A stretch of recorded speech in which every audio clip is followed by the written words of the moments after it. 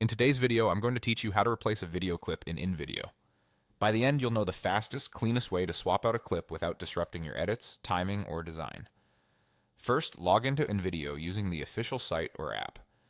Make sure you're on a secure connection and that you have the project you want to edit ready to go.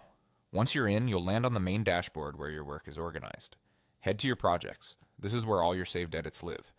If you've been working on multiple videos, you can quickly identify the one you need by its thumbnail and the title. Opening the project will load your canvas, timeline, and all assets used in that video so far. Open your project and give it a second to fully load. You should see your scenes and the timeline with each clip represented as a block. Locate the specific video on the canvas or timeline that you want to replace. It helps to zoom in a bit on the timeline if you're working with many layers, just so you can precisely target the right clip.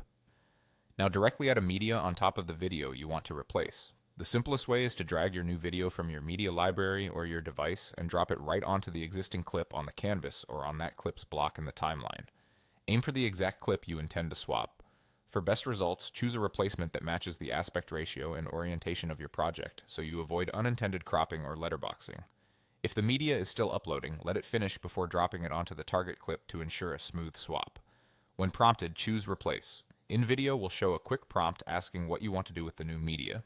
Select Replace to swap the original clip with your new one while preserving the position, timing, and any transitions or effects that were already applied. This option is ideal because it avoids redoing edits and keeps your workflow efficient. If the new clip is longer or shorter than the original, InVideo may keep the existing duration. That's normal and helps maintain your layout and timing with other elements. Also note that any animations tied to the original clip's layer will be retained so your design remains consistent.